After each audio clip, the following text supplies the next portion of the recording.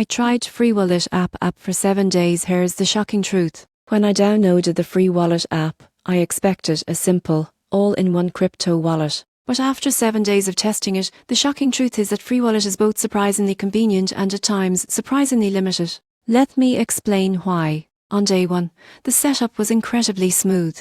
You sign up with just an email or social login, and within minutes, you can store Bitcoin, Ethereum, and over 100 other cryptocurrencies. It even has built-in exchange options so you can swap coins instantly without leaving the app. Sounds perfect, right?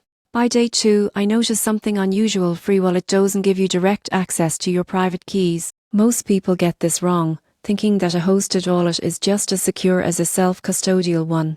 But here, Freewallet actually holds your assets in their own system, meaning you're trusting them to keep it safe. Midweek, I tested the built-in exchange. The interface is sleek and fast, and the transaction confirmations were quick. However, fees can vary, and you don't always get the best market rate since you're trading within Freewallet's internal ecosystem. By day 6, I checked their customer support and security options. Two-factor authentication, PIN protection, and email confirmations are all included, and their cold storage feature adds another layer of safety. Still, it's not the same level of control as owning your own keys. After 7 days, the truth became clear. Freewallet is perfect for beginners who want simplicity and an easy way to buy, store, and exchange crypto in one place. But if you value full control over your assets and prefer transparency, it might feel too centralized for comfort. So, should you use it? If you're new to crypto and want a smooth, beginner-friendly experience,